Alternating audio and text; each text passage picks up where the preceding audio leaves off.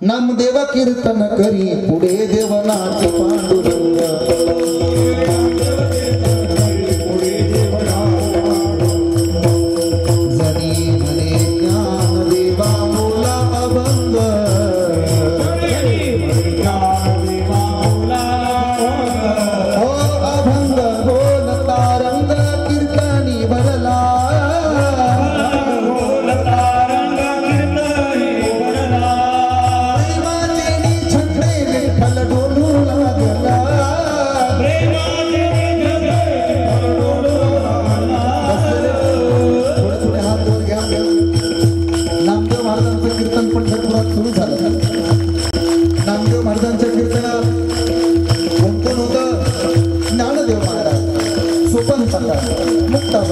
निवृत्ती दादा संत शिरोमणी सावता महाराज महाराजांचं आणि नामदेव महाराजांचं सूत जुळा नामदेव महाराज कीर्तनाला उभा राहायचे गोरोबाचा पकवा जण असायचे संत शिरोमणी सावता महाराजांनी सूत द्यावा संत शिरोमणी सावता महाराज चाली म्हणायला होते सावता महाराजांचा आवाज सुंदर होता रंगला कीर्तन एवढं रंगलं बसलेले माणूस डोलायला बसलेले माणूस डोलायला लागले टाळकरी नाचू लागले टाळकरींचे टाळ घोडू लागले पाय उतरू लागले टाळकरी हलू लागले नाचू लागले डोलू लागले येऊ दे हात एक टाळ नामदेव जनाबाई सोपान काका मुक्ताबाई हा मुक्ताबाई माझी विनंती आहे बसणाऱ्यांना आपण म्हणावं गावं जो गातो तो गायक नाचतो तो नट पण धर्माच्या मंडपात गात नाचतो ना तो पंढरपूरचा वाट माझ्या दादा समुद्रावरती पडणारा पाऊस व्यर्थ आहे पूर्ण भरलेल्या माणसाला जेवायला घालणं व्यर्थ आहे श्रीमंताला दान देणं व्यर्थ आहे दगडासारख्या हृदयावर प्रेम करणं व्यर्थ आहे अरे प्रेमच करायचंय ना दवाईच्या चरित्रावर प्रेम करा संत शिरोमणी सावता महाराजांवर प्रेम करा आयुष्यात सोनं होईल येऊ द्या हात मी पुढे जातो तुम्ही माझं म्हणा नामदेव जनाबाई नामदेव जनाबाई बसणाऱ्यांचा आवाज पाहिजे नामदेव जनाबाई नामदेव जनाबाई मुक्ताबाईंना आवाज दिला पाहिजे सोबत काका मुक्ताबाई हो मुक्ताबाई मुक्ताबाई हो मुक्ताबाई मुक्ताबाई मुक्ताबाई मुक्ताबाई हो मुक्ताबाई मुक्ताबाई नामदेव जनाबाई सोबत काका मुक्ताबाई निवृत्ती ज्ञानदेव सोपान मुक्ताबाई एकनाथ नामदेव तुकाराम म्हणा निवृत्ती ज्ञानदेव सोपान मुक्ताबाई एकनाथ नामदेव तुकाराम ज्यांचा आवाज मोठा येईल ना त्यांना पहिली पंगत पुरुषांचा आवाज मोठा येतो का महिलांचा पाहू आपण आधी महिलांना समजून बघा प्रयत्न करून जमला लेडीज बस सगळीकडे तुम्हीच फर्स्ट आहे बस स्टॉप गेलं गेट बायाच खूप राहिला मी ज्ञानेश्वर बाळकृष्ण जाधव ज्योतिमामांच्या कुळातील सेवक अंदाजे किती होत तुमचं परंपरा म्हणजे आता तुम्ही किती वंशज किती होत नाही अंदाजे ज्योतिमामांचा मुलगा ज्ञानबा बाबा ज्ञानबा बाबाला 2 बायका होत्या त्यांना मूल नव्हतं त्याच्यानंतर ज्योतिमामांची पंढरपूरची पायीवारी होती आणि ते पायीवारी पंढरपूरला जात असताना न्हावेळीमध्ये एक लहान बाळ महिना 6 महिन्याचं तर तिथं एक ती माता आल्या घेऊन त्या म्हणल्या की बाबा तुम्ही दर महिन्याला पंढरपूरला जाता तर त्या बाळाला तुम्ही काहीतरी औषध द्या किंवा मामा म्हणजे मला काही औषध येत नाही पण मी देवाचा बुक्का लावून जातो जर बाळ जगलं वाचलं तर माझ्या मुलाला मूल नाही ते मूल मला तुम्ही तेवढं दत्तक म्हणून द्या ठरल्याप्रमाणे मामा पंढरपूरला गेले, माघारी आले, बाळ चांगलं झालं. बाळ चांगलं झालं ठरल्याप्रमाणे त्यांनी ते 6 महिन्याचे आजोबा त्यांना घेऊन ते 6 महिन्याचे म्हणजे आमचे ज्योतिमामांचे मुलगा ज्ञानबाबाचा मुलगा जे दत्तक आणलं त्यांचं नाव पांडुरंग जाधव. ते मूल तुम्हाला समर्पित केलं. वा. आणि पांडुरंग जाधवांना 2 मुलं झाली. एक आमचे वडील बाळकृष्ण जाधव, मग त्या बाळाला हो, आणि दुसरे चुलते ते रामहरी जाधव. मग ते जे बाळ होते ते घेऊन आले इकडं. मग घेऊन आल्यानंतर त्यांचा मुलगा ज्ञानबाबा होता सांगितल्याप्रमाणे. ज्ञानबाबाला हा नाहवेलीचा शिंदेच्या घराण्यातील मुलगा दत्तक म्हणून आणला ज्योतिमामांनी. आणि त्याच मुलाला ही 2 आमचे वडील आणि चुलते ही झाले मुलं झाली. त्यांची नाव वडील बाळकृष्ण जाधव आमचे आणि चुलते रामहरी जाधव. असं त्यांचा हा म्हणजे आमचा वंशजा तुम्हाला हा काळ सांगितला. आणि तुमच्या वडिलांना मुलं किती? मी एक आमचे थोरले भाऊ आहेत. त्यांचे नाव प्रमोद जाधव थोरले भाऊ.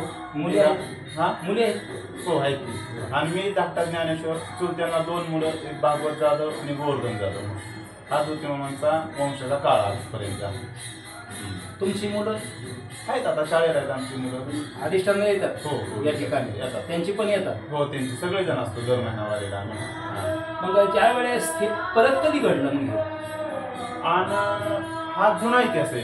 ज्योतिमामांची जे पंढरपूरची पायवारी होती, पायवारी असताना धोंडोपंत दादांच्या मठात त्यांच्याकडे दिवाबत्तीचं काम होतं. दिवाबत्तीचं काम चालू असताना एक दिवस सकाळ सकाळ केली आली आणि धोंडोपंत दादांच्या चरणावरती म्हणजे, दादा माझ्याकडनं चुकलं, म्हणजे मला माफ करा. दादा म्हणले काय चुकलं माफ करायला? नाही म्हणले मी रात्री तेल द्यायचं विसरलो, दिव्याला तेल द्यायचं विसरलो. म्हणजे मग दिवं कसं चालू आहे रात्रभर? मग ज्योतिमामांना बोलवलं गेलं. म्हणजे ज्योतिबा दिवं कसे चालू आहेत? म्हणजे दादा म्हणजे मी आरगळीच्या घरातली खोलीतली घागर आणली आणि ती समयला ओतली. म्हणजे तेच आहे म्हणजे ते रात्रीचा टाइम होता. म्हणजे मला माहित नाही, मी खोलीतली घागर आणून ओतली. ते दिवे आणून दादा म्हणजे आणा घागर. आणून बघतात ती घागर पाण्याची होती. मग दादांना प्रश्न पडला, हाही माणूस म्हणजे आपण काय संप्रदायाच्या भाषेत म्हणू की एक संत म्हणा किंवा अधिकार पुरुष म्हणा असतील. मग तेव्हापासून दादांनी सांगितलं त्यांना की म्हणजे तुम्ही दिवाबत्तीचं काम बंद करा म्हणजे, आणि तुम्हाला जागराच्या कीर्तनाचा विण्याचा मान म्हणजे तुम्हाला दिला जाईल म्हणजे. स्वतः दादा म्हणजे. मग तेव्हापासून जागराच्या कीर्तनाचा विण्याचा मान आम्हाला ज्योतिमामांना तिथून मिळाला, दादाच्या खडावचा, धोंडोपंत दादांच्या मठामध्ये. मग असं आणि मग बराच तो आज तागायचा.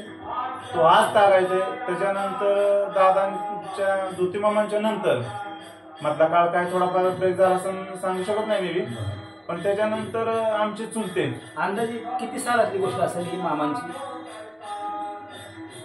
साधारणपणे एक 86 सालाच्या आसपास आमचे आजोबा वारले म्हणजे पांडुरंग जाधव.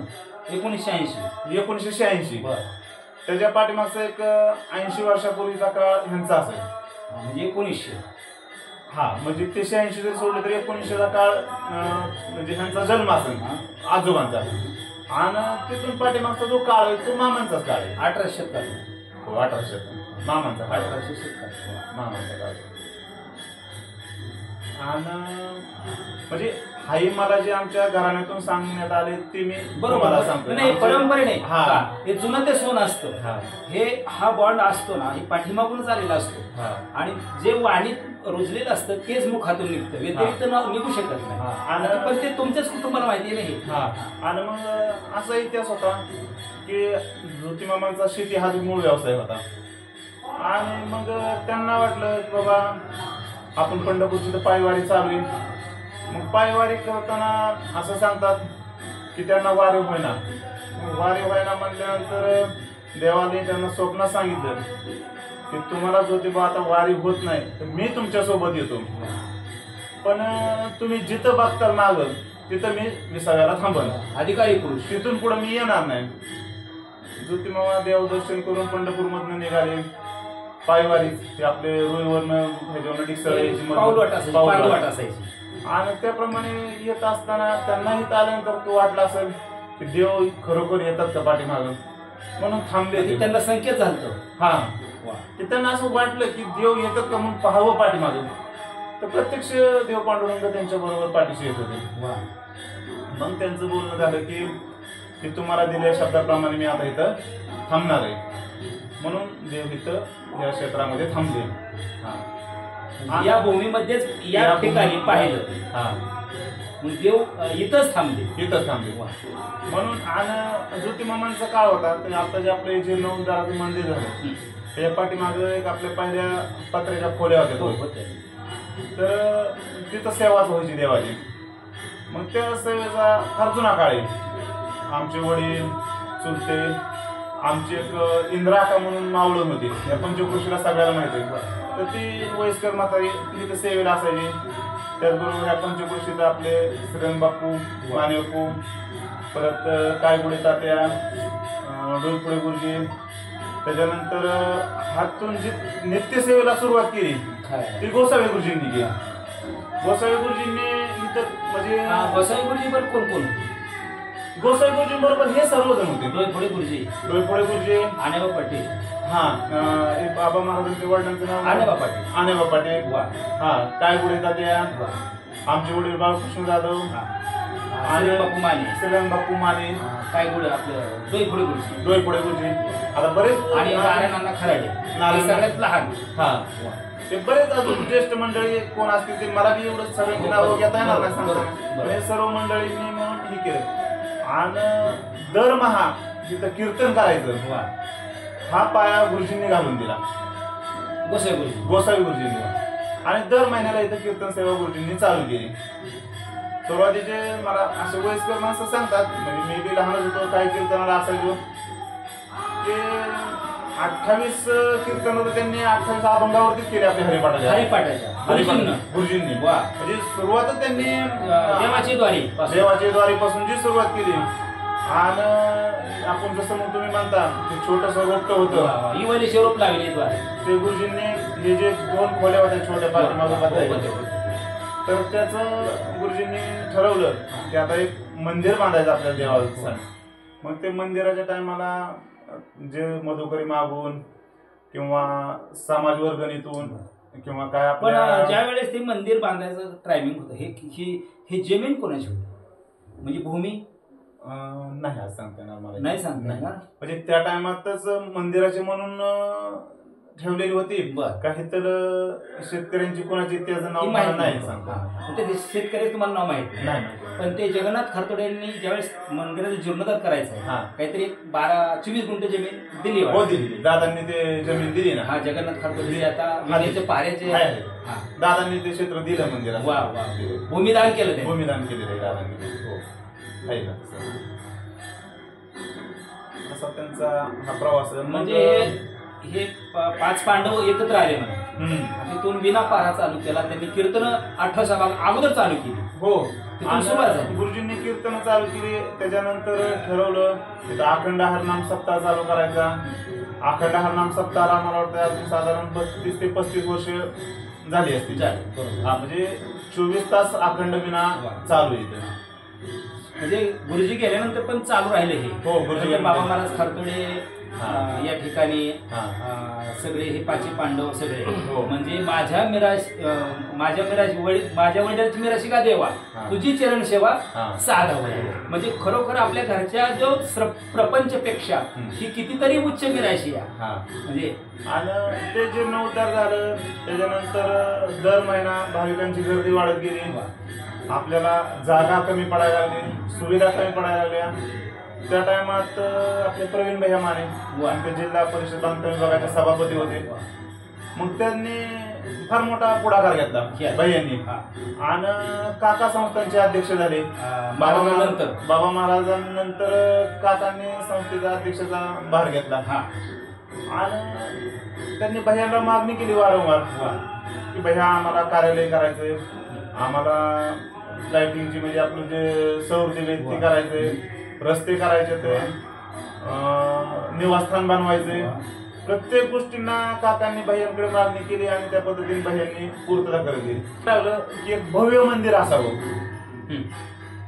सर्वांना जे आज आपली विश्वस्त बॉडी आहे वा. किंवा पंचकृषीतील जे सगळे बाह्यांनी भाविक मदत झाले, केली असेल, काही आमदार लोकांनी मदत केली, आमदार लोकांनी केले, बाह्यांनी केले, हा. समाज वर्गणीतून झाले, वा. राजकीय सामाजिक आणि भाविक सगळ्या समाजातून इथं आपल्याला देणगीचा मोठ्या प्रमाणात दिले. हातभार मिळाला. म्हणजे ह्या परिसरातलं भजनी मंडळ असेल, हो. ह्या परिसरात काही वारकरी असतील, हो. आणि हे 12 गावचे लोक हे 12 पंक्ती घेतात, हो. म्हणजे वाटून वाटून. आणि यारे यारे लहान थोडी अति बनती नारे किंवा येथे आहे सकळाचे अधिकार, असंच ना. हो. कलियुग तर हरीच्या म्हणजे इथं एकट्याला कुणाचा अधिकार नाही. हे जे निकष घालून दिला आहे ह्या 12 वाड्याचा, ते सर्वांसाठी म्हणायचं. हो, सर्वांसाठी. वा. आणि मग सगळ्या बाजूने सुविधा दिसायला लागल्या की मंदिराचा परिसर भव्य झाला आहे, निवासस्थान झाले, कार्यालय झाले. वा. मग सगळ्यांनी विचार केला की मंदिर सुद्धा एक भव्य बनवू आपण. मग भव्य मंदिर बनवायचं ठरवलं सगळ्यांनी. ठरवलं. काकांनी आपल्या आत्ताचे काका अध्यक्ष हरिश्चंद्र काका माने यांनी यांच्या अध्यक्षतेखाली सगळ्यांनी होकार दिला आणि कार्यक्रमाला सुरुवात झाली. आणि आज आपण जे बघतोय त्याचं एक भव्य स्वरूपाचं मंदिर तयार झालं. आणि जसं आपण बघतोय म्हणजे आपल्याला समजतंय तसं जे गोसावी गुरुजींनी नियम घालून दिला इथं, तो निकष आज पण चालू, तो निकष आजही चालू आहे. आणि दर महाकीर्तन हे विनामूल्य झालं पाहिजे. वा. बरोबर. कुठल्याही कीर्तनाचं कुठलेही महाराज आले तर त्यांना मूल्य देत नाही. तुम्हाला तुम्ही महाराज तुम्हाला माहिती आहे की या ठिकाणी निरपेक्ष भावनेची सेवा आहे. निरपेक्ष भावनेची सेवा म्हणजे प्रत्येक जण अन्नदाता पण तसाच आहे, कीर्तन पण तशीच आहेत, भजनी पण तशीच आहे. इथं 1 रुपया दिला घेतला जात नाही. येतात तो श्रद्धेने येतो, भावनेने येतो आणि श्रद्धेने इथून दर्शन घेऊन परत जातो. असं आजपर्यंत आपली जी परंपरा आहे पूर्वजांनी जी घालून दिली ते आपण आजपर्यंत सर्वांनी चालू केली.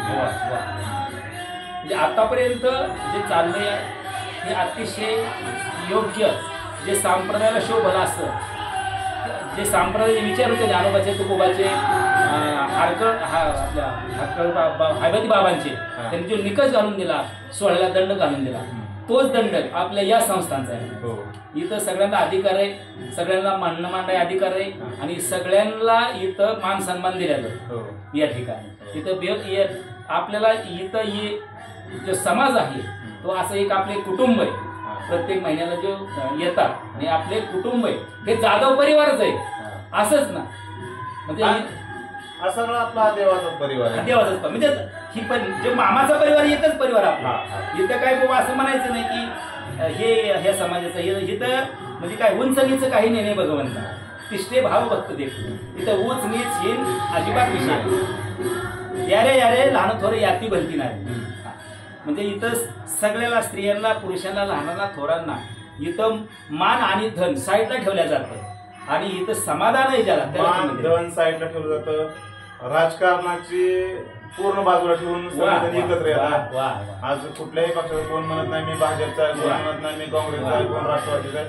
सगळे हे अधिष्ठान माझं आहे आणि हे तुम्हाला करायचंय. त्या पद्धतीने सर्वजण सेवा करतात. इथं वेळोवेळी आपल्याला जिल्हा परिषद मधनं परत आमदार फंडातून मदत मिळते वेळोवेळी मध्ये. शिवाय पहिले रस्ते नव्हते या ठिकाणी. म्हणजे त्या काळात आज गुरुजी असतील, अण्णाभाऊ पाटील असतील, बाबा महाराज असतील, बापू असतील, तुमचे डोईफळे गुरुजी असतील किंवा कायगोडे ताते असतील किंवा रोई गावातलं पूर्ण भजनी मंडळ असेल, या ठिकाणी माझ्या प्रत्यक्ष मी डोळ्यांनी पाहिलं होतं. ज्यावेळेस रस्तेच नव्हते, मागल्या 25 वर्षापूर्वी मी प्रत्यक्ष डोळ्यांनी पाहिले. चपला त्या फाट्यापाशी ठेवायच्या आणि पायात त्या काळ्या रानातून चालत यायचं. इकडं रस्ता नव्हता, ह्या काट्याकोपऱ्यात इथे यायचं. पण या ठिकाणी आल्यानंतर कितीतरी समाधान वाटते. का तर इथं मान आणि धनाला किंमत नाही, इथं समाधानाला किंमत आहे. तर या ठिकाणी अनेक जिल्ह्याचे असतील, महाराष्ट्रात असतील वारकरी येतात, अधिकारी पदाधिकारी येतात. ज्यांना काही थोडं बोर होत असेल, थोडे टेन्शन येत असेल, मनोरुग्ण, मी असं कितीतरी ऐकलेलं लोकांचं, अधिकाऱ्यांचं ऐकलं. का तर खरोखर या ठिकाणी आले मला समाधान. समाधान तर तो कुठलाही विचार डोक्यामध्ये येत नाही. आपण प्रति पंढरपूर म्हणतो. जसं प्रति पंढरपूरला गेल्यानंतर विठ्ठल रुक्मिणीचा गाभारे सेपरेट आहे. वा वा वा. त्याच प्रतीचं दर्शन लोकांना हे म्हणजे प्रति पंढरपूर का म्हटलंय? प्रति पंढरपूर ह्याच गोष्टीमुळे म्हटलं की एकतर देव पहिल्यांदा साक्षात मूर्ती तिथं. वा. दुसरी गोष्ट नाही घडविला नाही बसविला. हा. त्याच्यानंतर दुसरी गोष्ट जे तुम्ही इतर गावात गेला तर विठ्ठल रुक्मिणी आपल्याला एका गाभाऱ्यात हो दिसतात. हो हो. पण प्रति पंढरपूर विठ्ठलवाडी असं आहे की इथं 2 गाभारे सेपरेट आहेत. वा. म्हणजे जसं पंढरीत आहे जसं पंढरीत आहे तसं हे धाकटे पंढरीत आहे. हा. पांडुरंगाचा सेपरेट गाभारा आहे, आई रुक्मिणी मातेचा सेपरेट गाभारा आहे, असं दोन्ही सेपरेट बाजू आहेत. म्हणजे असं अधिष्ठान आपल्या इंदापूर तालुक्यात झालं म्हणजे आपले इंदापूरकर भाग्यवान आहेत म्हणायचं. हो हो. नाव कसं पडलं नाव असं पडलं, त्याचं नाव त्यांच्या म्हणण्यात येतं ते पंढरपूर. त्या पंढरपूरमध्ये विठ्ठलाचं एक मंदिर, रुक्मिणी मातेचं एक मंदिर आहे. ते दोघं एकत्र नाहीत का? तिथं जगाचा व्यवहार चालवायचा आहे. पण ते पांडुरंग परमात्मा म्हणले तू माझ्यापाशी येऊ नको, थांब, तू तुझ्या जागेवर थांब. का? तुम्हाला जगाचा व्यवहार चालवायचा. मग ते तसं याही ठिकाणी पांडुरंग परमात्म्याचं एक मंदिर आहे समोरचं मेन मंदिर, आणि आईसाहेबाचं शेजारी मंदिर आहे. का? तर यांना सुद्धा जगातच पाहायचंय का? म्हणून प्रतिपंढरपूर. जे पंढरपूर मध्ये आहे तेच प्रति तुम्हाला हित दिसते, म्हणून प्रति पंढरपूर. आणि आज रोजी ह्या धावत्या युगामध्ये दर महिन्याला अंदाजे किती भाविक केले? दर महिन्याला भाविक साधारण 1000-1500 प्रत्येक महिन्याला. प्रति महिन्याला त्या पद्धतीने असतात. आणि दरवर्षी मोठा उत्सव कोणता आहे तुला? मोठा आषाढी एकादशीचा मोठा उत्सव असतो. आषाढी एकादशीचं पब्लिक आत्ताच्या काळात 1,00,000-2 लाख म्हणजे 10 लाखाच्या मापात आत्ताच्या काळातल्या पब्लिकची इथं नोंद होती. इथं चक्र चालू. पहाटे 4 वाजल्यापासून दर्शन चालू होते संध्याकाळी 9 वाजेपर्यंत. साधारण 3 तास, 2.5 तास, 4 तास लोकांना दर्शनासाठी थांबावं लागतं. इतक्या नंबर असतात. आपण त्या पद्धतीने दर्शन रांगेची व्यवस्था केली असते. आणि 4 व्हीलर पार्किंग म्हणलं तर आपण 5-10 एकरात मंदिराच्या बाजूला केलेलं असतं. आणि 2 नंबर काळेवाडी तिथून ते मंदिरापर्यंत अंतर साधारण 3-3.5 किलोमीटरचं असेल किंवा 4. तेवढंही ट्रॉफिक जाम झालेलं असतं. तर सर्वांच्या विठ्ठलवाडी देवस्थान अध्यक्ष, संस्थांचे विश्वस्त आणि सर्व भाविक सर्वांच्या वतीनं आपण सरकारला एक विनंती करू शकतो आता की 2 नंबर काळेवाडी पुणे सोलापूर हायवे ते मंदिर तिथपर्यंतचा येणारा रस्ता हा वन विभागातून आहे. तर पक्क्या रस्त्यासाठी वन विभागाने या रस्त्यासाठी मंजुरी द्यावी एवढी सर्वांची कळकळीची विनंती आहे. म्हणजे प्रशासन त्यात लक्ष घालावं. प्रशासनाने लक्ष असतील, जेडपी सदस्य कोणी असतील ते सर्वांनी एकत्र येऊन देवासाठी सगळ्या गोष्टी बाजूला ठेवून रुईक पासून मंदिरापर्यंत रस्ता डांबरी झालेला आहे. शेतकरी शेतातून आल्या रोड आहे तो पूर्ण झाला. पण इकडं वन विभागाची अडचण असल्यामुळं तो होऊ शकलेला नाही. तर तेवढं शासनाने मदत करावी मंदिरासाठी आणि त्यांना सद्बुद्धी भगवंतांनी द्यावी. एवढी कळकळीची विनंती करतो. रामकृष्ण. तुम्ही आल्याबद्दल अतिशय उत्कृष्ट. आम्हाला पांडुरंग परमात्म्याचं दर्शन झालं असं म्हणायला हरकत नाही. सर्वांच्या सेवेमुळे. रामकृष्ण हरी. या ठिकाणी श्री क्षेत्र धाकटे पंढरपूर हे संस्थान आहे. या संस्थानचा मी अध्यक्ष आहे. माझे नाव हरिचंद्र श्रीरंग माने आहे. आपण कुठून आलेला आहे? बरणेवाडी. तर या ठिकाणी येण्याचा मार्ग कळस रुईवरून बी येता येत आहे, भिगवण काळेवाडीवरून बी येता येत आहे. इंदापूरवरून आलं तर पळसदेव मार्गे काळेवाडीवरून बी येता येत आहे. या ठिकाणी अतिशय सुंदर सगळं कार्यक्रम होत आहेत.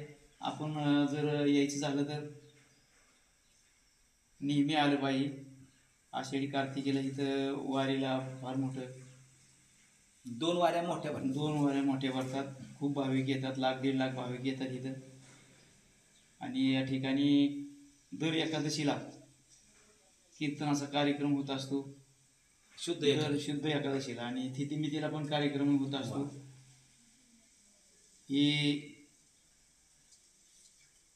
परंपरा जी चालली आहे, ही परंपरा जे गोसावी गुरुजींनी ज्योतिमामांनी जी घालून दिली आहे त्याप्रमाणे इथं अजून खंड नाही पडला. हे काय हे गोसावी गुरुजीच्या पदस्पर्शाने पावन झालेल्या भूमीमध्ये त्यांचे एक मनोदय होता की इथं जर चालू केले तर हे कधी बंद पडणार नाही. त्याप्रमाणे आम्ही त्यांच्या वचनाप्रमाणे चालू केलेलं आहे. आज तागायत हे सगळं चालू आहे. पुढेही असं चालू राहणार आहे.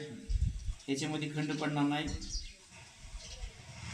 ज्या साधूच्या वाणीतून ते अक्षर सत्य आले ते आजपर्यंत अहोरात्र अखंड विना चालू. अखंड विनाय 35 वर्षाची परंपरा आहे जवळ हे चालू आहे. अशीच आम्ही पुढे चालू ठेवणार आहे. आता जे काकांनी माहिती दिली या संस्थांची अतिशय उत्कृष्ट गोड सत्य आणि या ठिकाणी जे भाविक येतात खरोखर या ठिकाणी आल्यानंतर असं वाटतंय की आपण कुठंतरी स्वर्गामध्येच आहोत. कारण इथं कुठलाही डिस्टॉप नाही, इथं वस्ती नाही, कुठलं वाहन येत नाही. लोकांत सोडून एकांताचं ठिकाण जसे तुकोबाराय भंडाऱ्यावर जायचं तसं हे ठिकाण मला तर वाटतंय असं. आणि हे ठिकाण अतिशय मन प्रसन्न, कितीही दुःखी माणूस असला तिथं आनंदाचा सुख सोहळा तो भोगणार आहे. आणि त्या आनंदाचा सुख सोहळा जर भोगायचा असेल तर या इंदापूर तालुक्यामध्ये हे विठ्ठलवाडी क्षेत्र रुई गावातलं आहे. आणि रुई गावात इथं रुई म्हणजेच या ठिकाणी हनुमंताचं मंदिर सुद्धा आहे. आणि त्या हनुमंताच्या मंदिराचं जे वास्तव्य आज ते जे दैवत आहे वायुरूपी ते खरोखरच या ठिकाणी आनंद जो आहे तो घेण्यासारखा आहे. आणि तो आनंद या ठिकाणी मी कालच्या एकादशीला फोन होतो माहेवारीच्या, तर अनेक भक्त इथं येतात, लहान मुलं येतात, यारे यारे लहान थोरं याती भलती नारी नर. हा आनंद जो आहे तो जगात कुठं नाही. किंवा इथं येथे आहे सकळ शाधिकार कलियुग उद्धार हरीच्या नामे. आणि खरोखर उद्धार जर होत असेल तर ही पवित्र पावन भूमी आहे. या साधू संतांच्या पदस्पर्शन झालेली भूमी अतिशय प्रसन्न आहे. आणि इथला जो कारभार आहे ते अतिशय स्वच्छ वाटतो. या ठिकाणी महाराष्ट्र ही संताची भूमी आहे. आणि याच विठ्ठलवाडीमध्ये हीच भूमी त्याच भूमीसारखी आहे, संताचीच भूमी आहे ही. जर या भूमीमध्ये आलं तर खरोखर आनंद लुटावा. का तर तो आनंद स्वर्गात सुद्धा नाही असं या ठिकाणी मला वाटतोय, अभिमान वाटतोय. इथली स्वच्छता, इथलं भव्य दिव्यता, या कामाचं पाहणी जर केलं तर मन हेलावून जाणारी ही एक गोष्ट आहे. म्हणून प्रत्येक भाविकानं, महाराष्ट्रातल्या साधू संतांनी, वारकऱ्यानं या भूमीचा स्वाद घेण्यासाठी एकदा तरी यावं. का जशी ती पंढरिया तशीच ही पंढरिया. आणि ती साधू संतांच्या पदस्पर्शन झालेली भूमी आहे. म्हणून मला तर प्रसन्न वाटतंय. आणि त्यातली त्यात तर काकांचं मनोगत ऐकल्यानंतर त्यांच्याकडे सगळंच आहे, पण जो गुण आहे ते प्रत्येकाला आदर देणं, ममत्व देणं, प्रेम देणं, त्यांचं ऐकून घेणं आणि त्याच्या सोल्युशन काढून सर्व इथं वारकरी आहेत. जवळजवळ 10 वारकरी आहेत या ठिकाणी. अहोरात्र विण्याचा पहारा मी आता पाहिला तर तेही मन प्रसन्न आहेत. तर काका म्हणतातच कुणाला, त्या काकातच सर्व भरलेलं आहे. त्या काकाचं दर्शन झालं, मुलाखत झाली आणि समाधान वाटलं. आपण या ठिकाणी जर काही येण्याची अडचण वाटत असेल का तर हे अशा निर्जनस्थानी स्थळ हे का तर रोडवरचं वेगळं आहे, शहरातलं वेगळं आहे. तर या ठिकाणी जर काही कुणाला अडचण वाटत असेल तर अध्यक्षांचा, काकांचा नंबर आहे यावरती, तुम्ही कॉल कराल त्या क्षणी तुम्हाला तिथं सगळं सोल्युशन येण्याचं मिळेल. रस्त्याचं जो मार्ग आहे तो तुम्हाला सांगितला जाईल. परगावचे जे भाविक येतात कदाचित त्यांना ह्या गोष्टी अडचणीच्या वाटतात, त्याच्यामुळं त्याच्यावर सोल्युशन काका देऊ शकतील. रामकृष्ण.